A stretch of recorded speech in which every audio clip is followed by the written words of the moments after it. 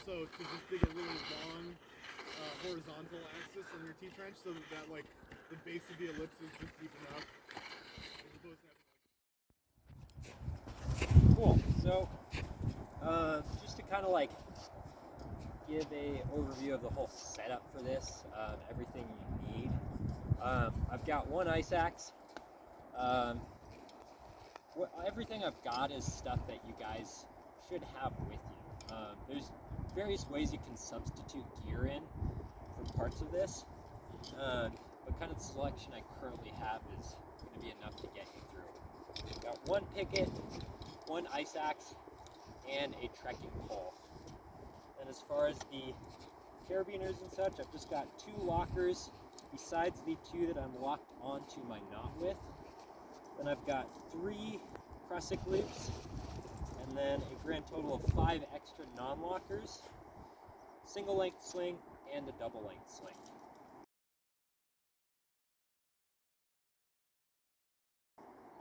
Again, kind of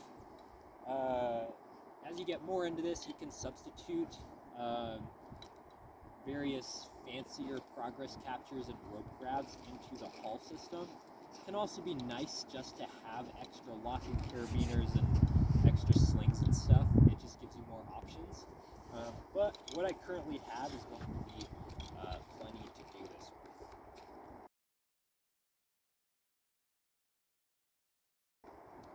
Cool. So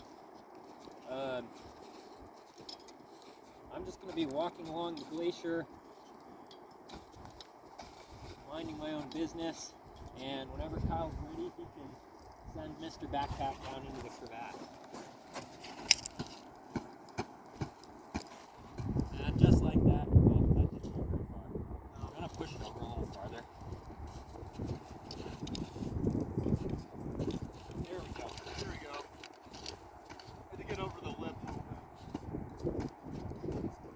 Alright, so I'm taking those really good bucket steps. I've got a fair bit of weight pulling on me right now, but what's allowing me to hold that is keeping my hips super down low into the snow. I'm keeping my legs straight. If I lift my butt up too far, that's just going to pull me over backwards. So first thing I'm going to do is pull my picket out. I can do somewhat of a kind of a cobra position if you think about yoga. I have a fair bit of range of motion with my upper body. I just want to keep my legs and hips right where they are.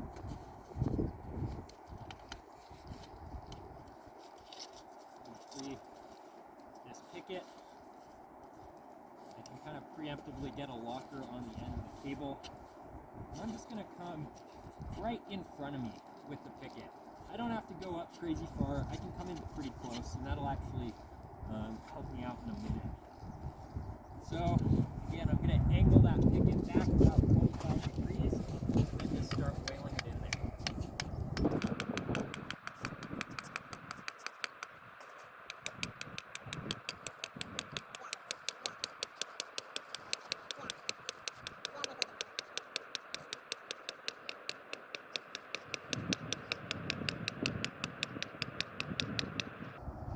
As the cable gets close to the ground, this is pretty hard snow, so I'm going to do myself a favor and cut a little slot for that nice and carefully.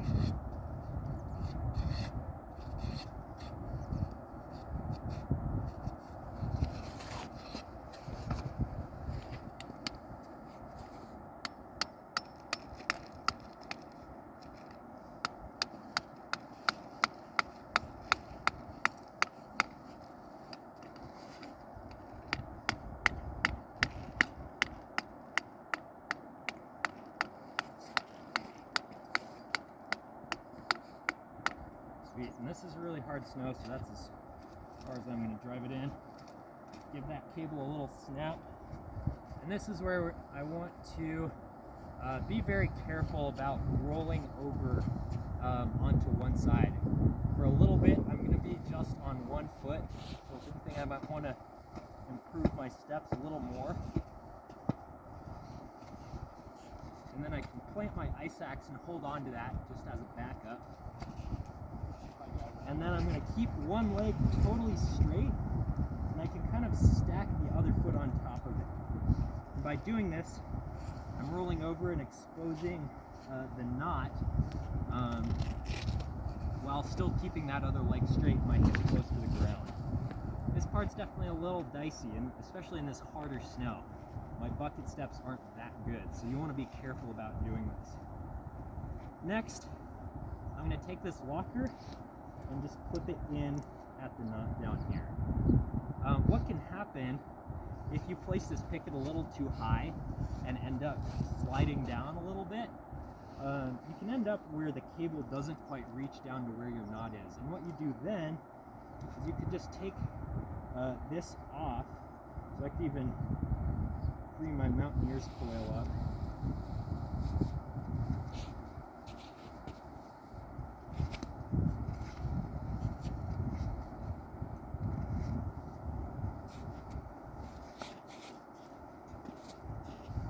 I'm sure, as you can imagine, this works, but it's a bit of a bummer. Yeah, this is a bummer if you have to do it, but it's important to know what to do in the situation. So I've got extra rope here.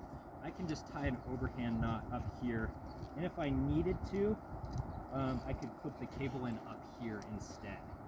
So that would kind of save me if I got hosed and the cable didn't reach down to my original clip-in knot. So I'm going to put that in there, lock it. I'm going to grab my ice axe. At this point, I'll just take all this rope off, because I already undid the mountaineer's coil. Get that out of the way. Cool. So now I'm going to do the load transfer. Currently, I'm holding the load, and in a second, the picket's going to be holding the load. And this is something I want to do very carefully. This picket I trust, but in any kind of softer snow, you want to watch the picket and slowly transfer the load onto it in case it starts to fail. So I'm going to grab my ice axe, plant it, and just slowly work down, lowering the weight onto the picket. And sort of as I ease onto it, I see that it's not budging, and now the load is off of me and on the picket. So that's sort of the first full phase of the crevasse rescue. Arrest the fall, place the picket, and load transfer onto the picket.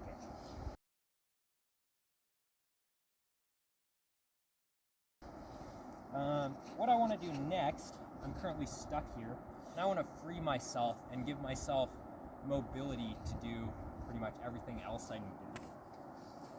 I've got this free end of the rope, and I'm going to use this to create sort of a movable tether attachment point.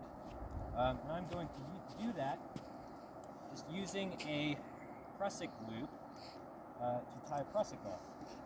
And this is where having a rope grab that can move in either direction will be super handy.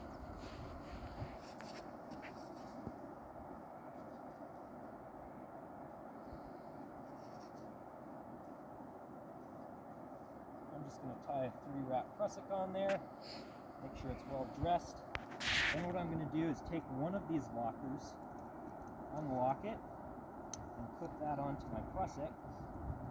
Make sure it's locked. The other thing that I'll do is close this entire system by just tying a bite knot at the end of the rope. So now, worst case, if I slid like 50 feet to the end of this rope, I'm going to stop at the end. Now I can unclip myself from the original knot. Save this locker for later. Now I've got myself a tether that I can move around with. Generally, as I'm moving and doing all of these next steps, I'm just going to keep this sort of as snug to the anchor as possible. If I'm like pulling a bunch of extra slack through it, and I'm walking down here and all of a sudden fall into another hidden crevasse, that's just distance that I then am going to fall on top of whatever would happen if it were tight. So I'm just going to keep this tight the whole time, and that will keep me happy. So before I'm going to even really worry about the person down there, currently the entire team is hanging off of this entire picket. We've got this solid late summer snowpack, and I'm pretty happy about that picket. I had to whale it in there. But even in this snow, I'm just gonna back it up with another piece. So what I'm gonna do is use my ice axe and dig a T-trench as my backup. So I'll come up here. So first thing I'll do is pull out my 2 slings. And I'm gonna use these in combination to attach the ice axe to the master point of the anchor down there. I'm gonna pull these both out. Generally a single length and a double length sling when attached to each other will be just about the right length for this usage.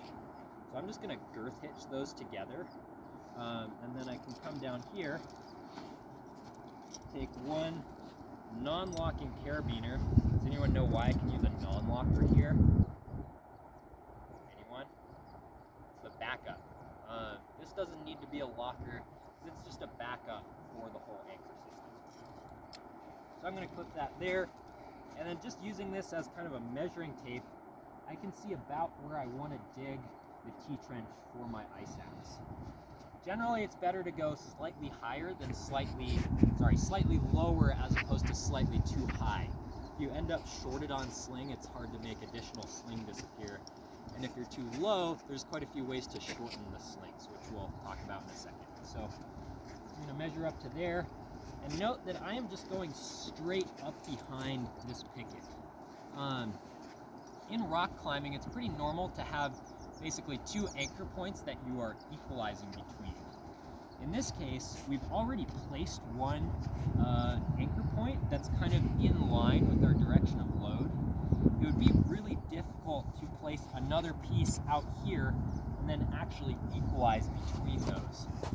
You could sort of, place it at an angle so you're kind of diagonaling in, but then if this piece actually totally failed, this one is now just it's at the wrong angle for the direction of pull. So for snow anchors, we like to do anchors in series like this, where they're basically stacked one behind the other. I'm going to come up here and just start digging my T-trench. One of the problems with anchors in series in other contexts is that they don't deal with different directions of pull very well. But in this case, we are starting this system with a known direction of pull. We already have a load before we even build an anchor. We build the anchor to the load that already exists. Versus in the rock setting, or even more in any other climbing non-rescue setting, we're building an anchor based on an anticipated load of something. It doesn't already exist. You don't know where the fall is.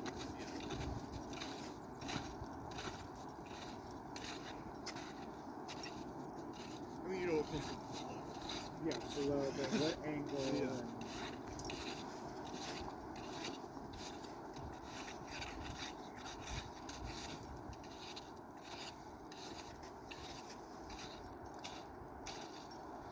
Alright, so I'm just digging this guy nice and deep.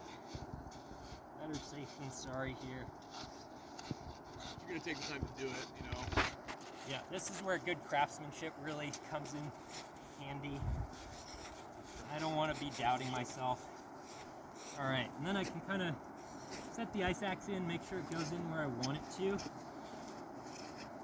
And then I'll kind of figure out where I want the bottom part of the T to go. So I'll kind of set the ice axe in where I want it, hold it at about the center of surface area of the ice axe. I can see where I want my bottom part to go. When I'm digging this bottom part, obviously I've got this picket here. Where's the snow that I really don't want to disturb when it comes to this picket?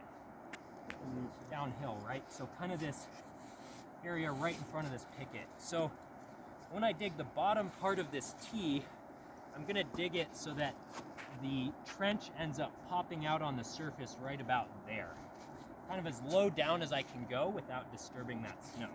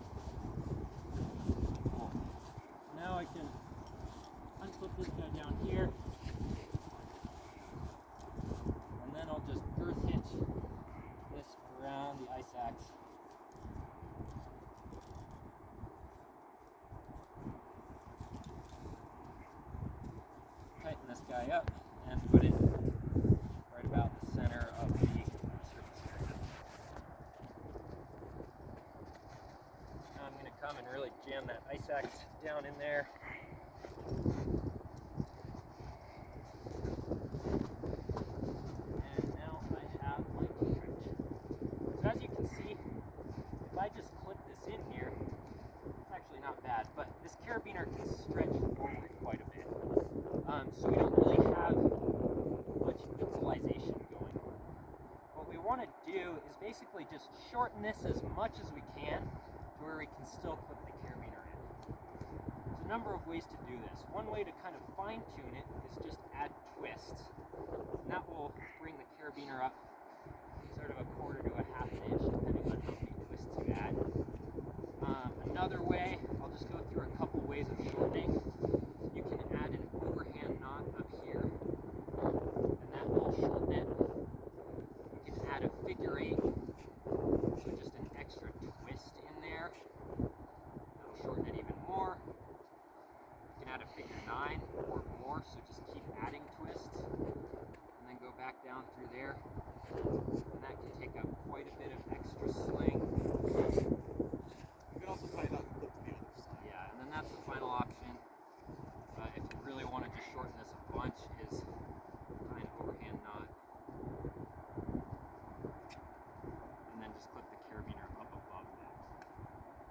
Probably, I just tie one overhand knot.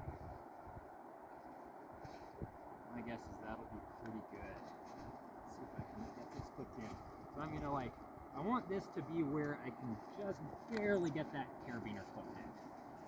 And what that's gonna do is yesterday we were kind of talking about how vertical pickets start to fail before they just completely go. They'll actually sort of bend forward and compress the snow in front of them. So if that starts to happen, even though this is a little bit loose, as that starts to fail, it's going to basically slowly transfer the load onto the picket or onto the T-trench in the back.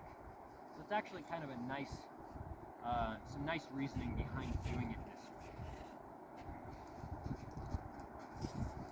So I've got my T-trenched ice axe up here. Again, I can upgrade that to a dead man if I'm at all worried about it. It can be nice peace of mind in softer snow. In this case, I'm pretty happy about it, so I'll just leave that there. So next up, that's kind of the phase 2 of this whole process, building the complete anchor. Next up, I need to worry about the person that's down in the crevasse. So what I'm going to do first is just walk down to the edge and check on them.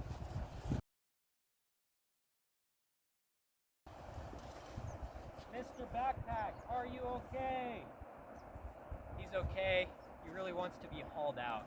He's not that stoked about the fact that he just fell in a crevasse. That's really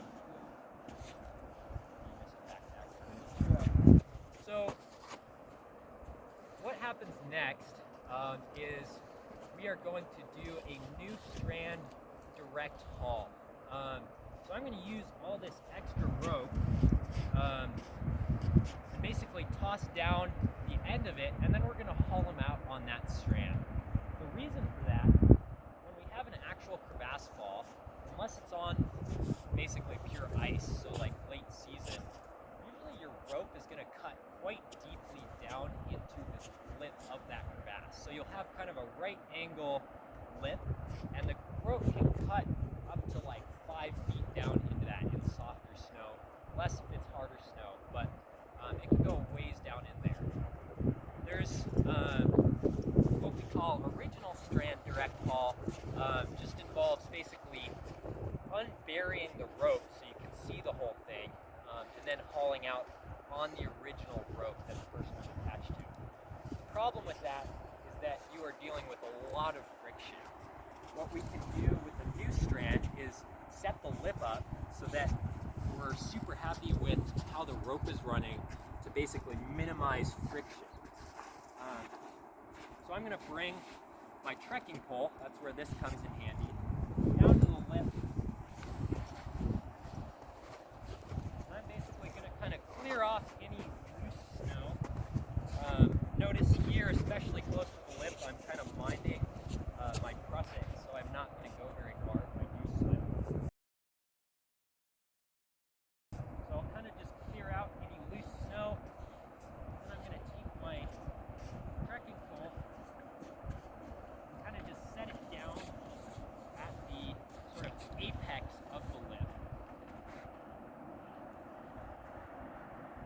case, I'm going to use the strap of the trekking pole to just attach it to the rope. So if it falls off, I don't totally lose it. I'll just grab a locking carabiner, and I can actually just attach that to the old strand if it's handy. I'm just going to kind of set that down in there, and that's going to become a smooth surface that the rope is going to run over.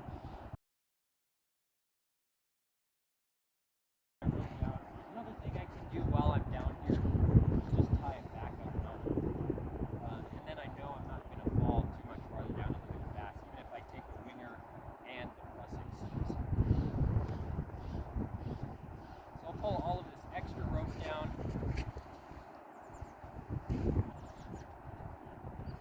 I already tied a loop knot at the end of this. I'm just going to grab one new locking carabiner, and then I'm going to drop this down to Mr. Backpack, and he's going to clip this into his belay loop. Here you go, Mr. Backpack.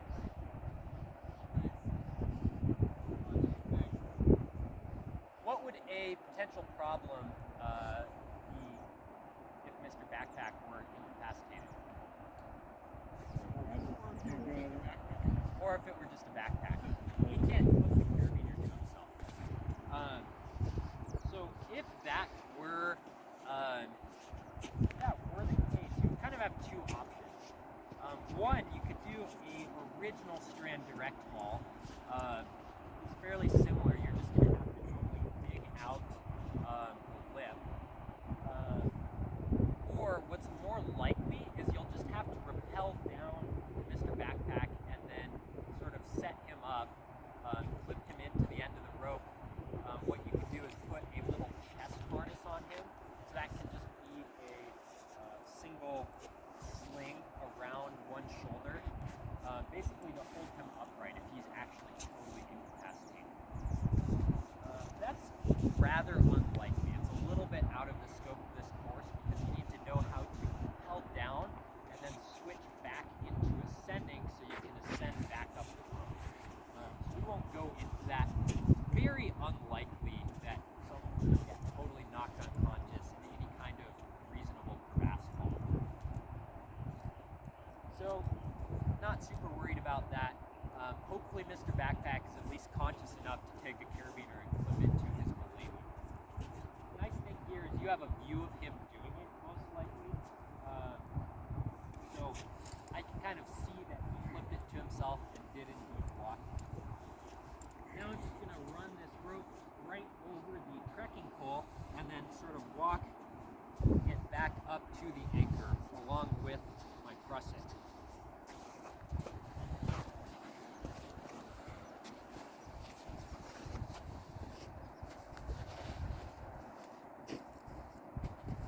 Now we've got the lip set up, and Mr. Backpack is clipped into our new haul strand. We call that padding the lip. You can use various things for this. An ice axe works great. The pick will kind of hold it in place really well. You can also use a backpack. Really anything that's just going to keep the rope from biting down into the lip. I like to use a trekking pole because you're not really going to use it for anything else in this scenario. And they're generally a good smooth surface to run over. I usually also just have a trekking pole with me doing a glaciated climb. Okay, so what comes next is just hauling Mr. Backpack up out of the crevasse. I've got my hull strand. The first thing I'm going to do is create my progress capture. So in order to do that with the VT prusik that I described earlier, I'm going to need one locking carabiner and one prusik. So that's going to come up here. I'm just going to clip this carabiner straight into this other carabiner that the original knot was clipped to. This is kind of our master carabiner, and you can just think about that as being what we clip other stuff to on the anchor. We'll grab one of these loops, and to tie my VT prusik, I'm going to take this in the direction going down to the victim. I'm going to do 2 wraps, and then from there, I'll just start crisscrossing.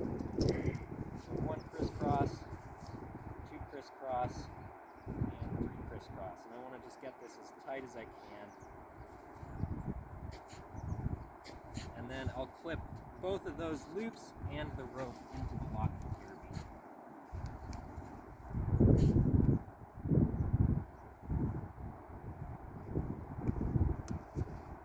And then what I can do really quick is just test that and make sure it grabs. So that looks like it's grabbing. Lock my carabiner. And I now have my one-way progress capture. So the rope will slide up and then grab in the opposite direction.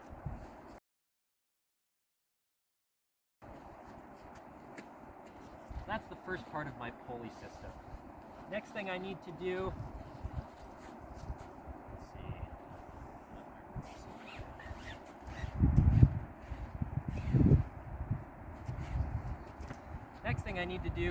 is create the tractor pulley. To do that, I'm just going to take one more, my final prusik loop, Okay, I'll get it. and attach that down here.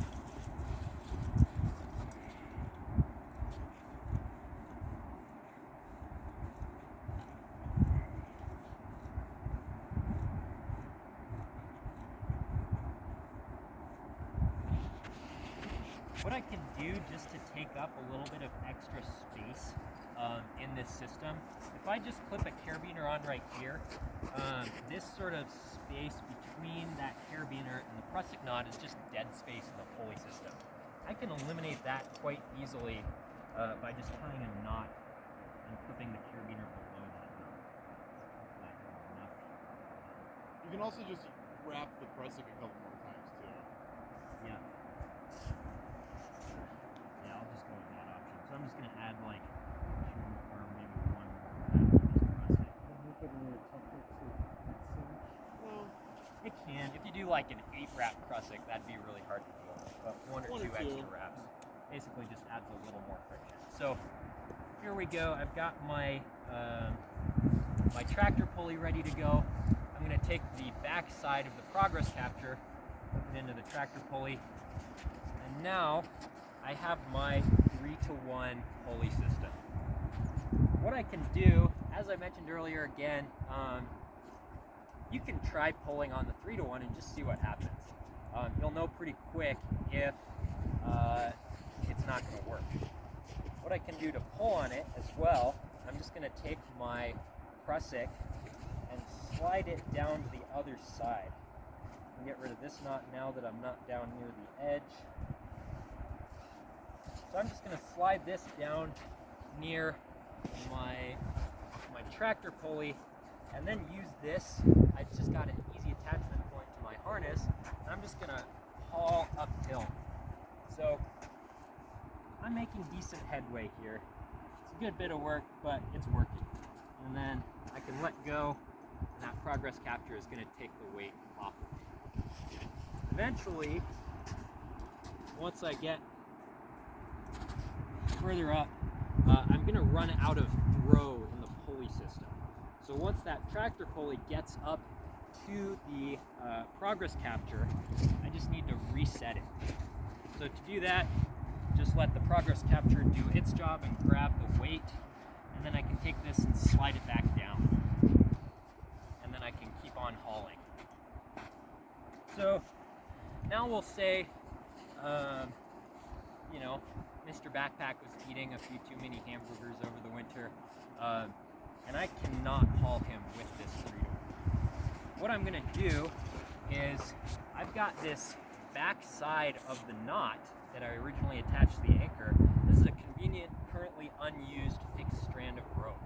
So this is going to be the start of my 2-to-1.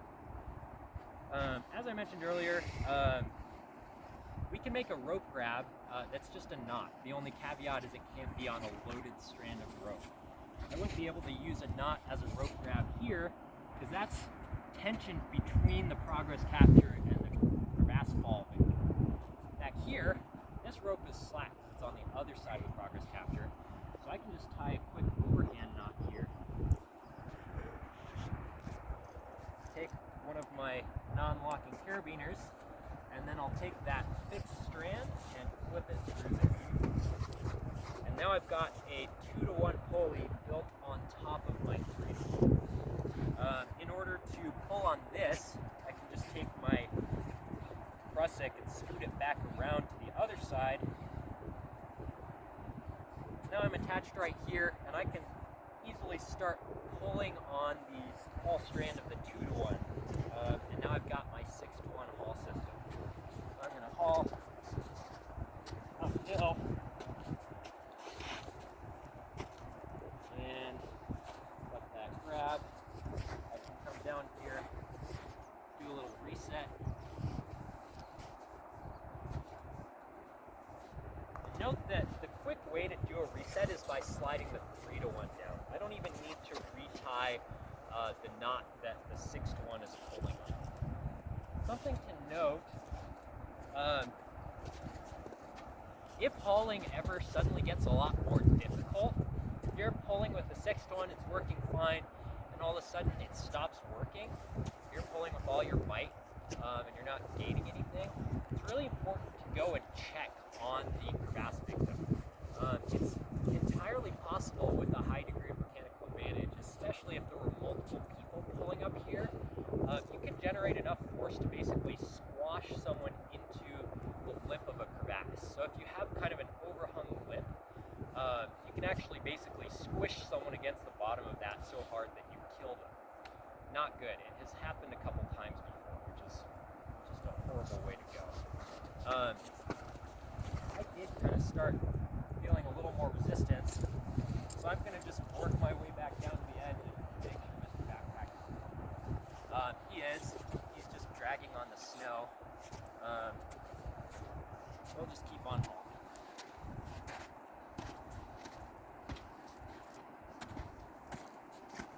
And note, I'm kind of using like a bear crawl technique here. It's pretty effective. Another way you can do this, I'll go reset once before I do this again. This is the one I like. Yeah, this works pretty well as well. I can come up next to the anchor, plant my feet really well, so I'm giving myself some nice bucket steps, and then I'm basically just going to do a row. So, kind of put my back into it. This is quite effective as well, especially if you feel yourself kind of sliding around in the snow.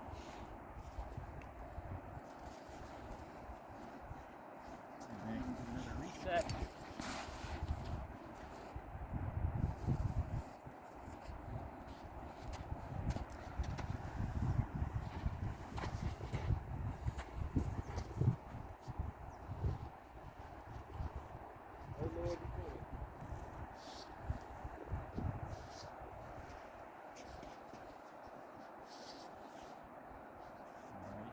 Reset, and Mr. Backpack is getting close to the edge of the lip. Once this happens, you have a person that's alert, really excited to get out of the crevasse. Oftentimes, they can do a fair bit to sort of climb up out over the lip of the crevasse. What you can do, if that's the case, is just grab back onto the haul strand of the 3-to-1 and just give them a little assistance. You can also, if they're like scrambling out super fast, even just grab below the 3-to-1 and sort of give them a hand belay, just pulling them up out in the direction away from the crevasse. He's still down in there, so I'm going to keep pulling him a little bit. Not doing a whole lot to help me. Yeah.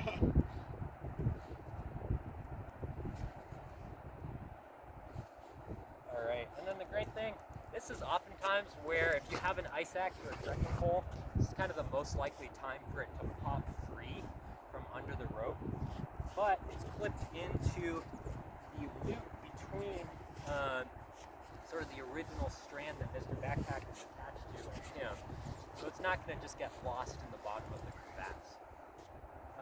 The other thing that could be a potential problem with this system as well is like because the original strand was never really freed, you might have to coach the person in the back to like they might have to do a little bit of work to free that from where it's stuck in the crevasse. Yeah. Generally, As they get above it, that. they can kind of get hooked around and they can kind of suck. Yeah. You can do that kind of once the person is out usually. Easy to do, it's just something to keep in mind. He's really up on the surface now, and I'm just going to kind of like hand and belay him away from the edge. Make sure he doesn't stumble over backwards and fall right back in there.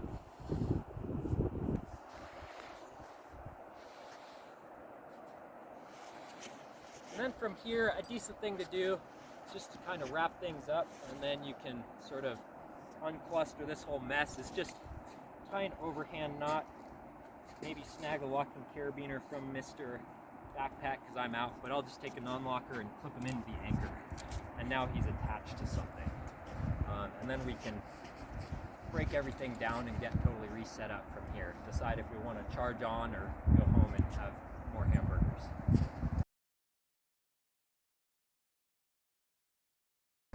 So that is kind of our whole new Strand direct haul system.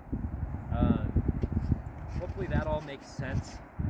Basically, the couple places where you can switch this up, you can easily substitute any progress capture of your choice for the VT Prusik right here. You can also, either of these places where you're using a rope grab, so this tractor pulley on the 3-to-1, you can use a tip lock or some other kind of mechanical ascender there.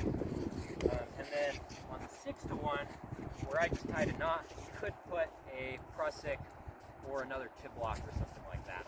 I do think though a knot works really well Knot as long works as you just great, kind of yeah. keep sliding. You make sure to slide the 3-to-1 tractor down in lieu of the 6-to-1. One other note about this system that's kind of snazzy, the whole time we're doing this, we have the original Strand between you and the person down in the crevasse that's always clipped to the anchor. So that basically serves as a backup in case this whole system just somehow fell apart. You can kind of note, like the one place I did use a locking carabiner was right here at the progress capture. That's kind of the one thing where if it did just like magically open and unclip, the person would basically just fall back the length of the original Strand and wherever they were down in the crevasse. Cool way to, But they at least have that as a backup. yeah. And a cool way to make that backup more backup-y as you go is just as you're pulling slack through, as you're hauling, and slack is sort of building up on that original line, you can take that line and tie a big knot with a big loop on it, and just to make the backup tight. Yeah, so I could take this guy, just pull up a bunch of this extra, just tie a giant overhand knot, and that takes all of this extra slack out of the system. So that's something where if you had a massive crevasse fall and someone was like 30 feet down, you know, that'd be a long way to go with kind of no real backup for your haul system. So you could sort of take care of that extra slack by doing it. Finger trap things, you know? Yeah, it works similarly. Yeah, you can bring that in. Works similarly to a Chinese finger trap. One of those things where it's kind of like cinches tight as you pull it outwards. All right, so if you want to come in close and you can video this. So I've got the VT Prusik right there. Here's it in action. Slides one way, locks the other. I'll take this guy off. Again, I've got my kind of some mess down there, but we'll just say this is our direction of the person that's in the crevasse. So I'm going to take this guy. I want to get the knot right next to one edge. This can be a little more reliable too if you have a slightly larger loop. This is kind of the narrow end of what will work super well. So I'm going to do 1 wrap, 2 wraps, and then I'm going to start crisscrossing. So I'm making an X there, making an X on the back side. So I've got another X right there, and then I'm just going to come around to the front, kind of using up as much of that Prusik as I can. And then I'll basically loop the rope over, and I want to put the rope in between the 2 end loops of the Prusik cord. And then lock that carabiner down.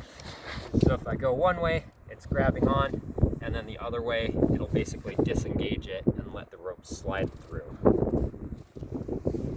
Make you guys will all get to practice that. We'll be there to kind of walk you through it if you're struggling at all. Awesome tool. Can you do a normal cross sec? So I'll tie a normal prusik and you'll see what the problem with that is. Actually, I've got one right here. So if I take my normal prusik, clip this in here, and lock that down, what's going to happen as I pull that up is the prusik's going to want to roll around and basically get jammed in there. This carabiner actually does an okay job of sort of pushing it down, but a rounder carabiner, it can like roll up and get totally jammed in it. So, And a rounder carabiner is kind of what you want there, actually. yeah, totally. If you're using this system. Yep. All right. Any other questions about that whole thing? Awesome.